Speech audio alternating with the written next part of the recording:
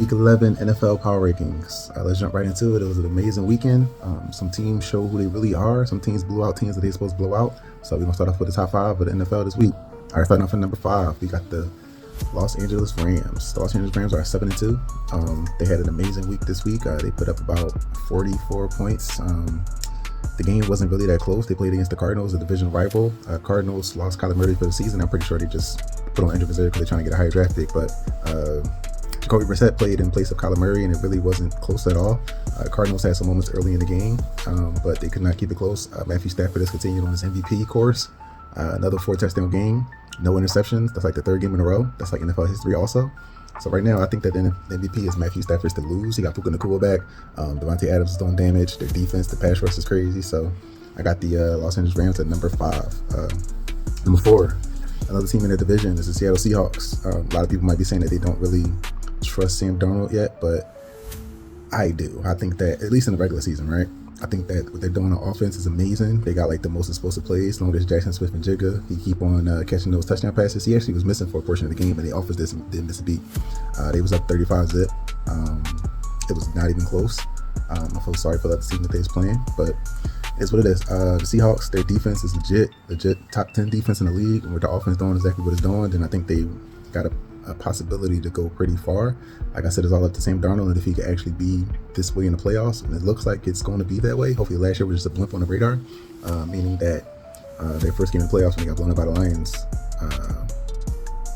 that probably should have never happened. Well, they didn't get blown up. When they got blown out by the Packers, I believe. Well, they lost in the first round in the playoffs, but I don't think that's going to happen this year. So the Seahawks, I think they're legit, and they are number 14. Number 3, got the New England Patriots. They are 8-2.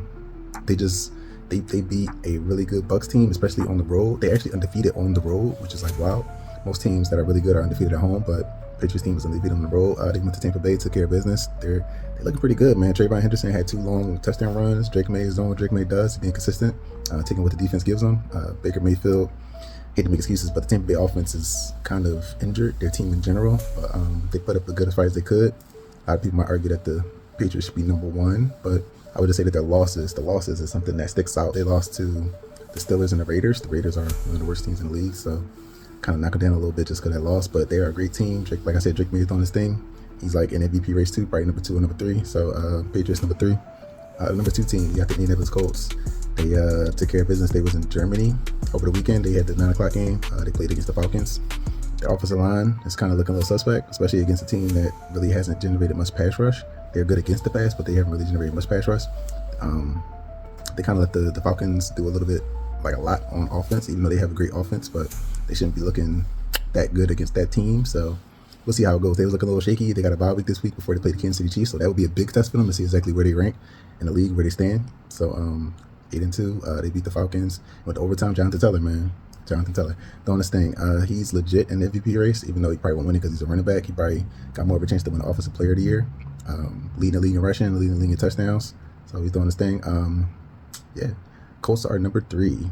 Number 2. The Colts are number 2. The number 1 team.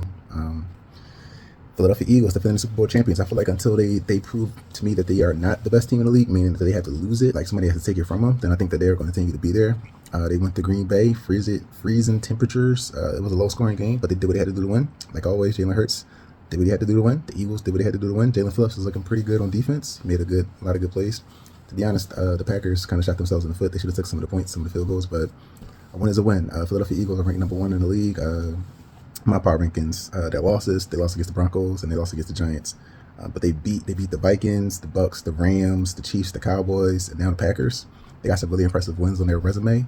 You can't really knock them for that loss when they beaten like all the teams that were supposed to be in their competition. The really big test that they got coming up next week is against the Lions. They be at home, so it's a better chance to actually see what they are. But you already know what they are. Philadelphia Eagles are going to win by any means. So Philadelphia Eagles is number 1 team on power rankings for this week. Let me know if you agree or disagree with my rankings, number 5 through 1. But yeah, this is my rankings for week number 11.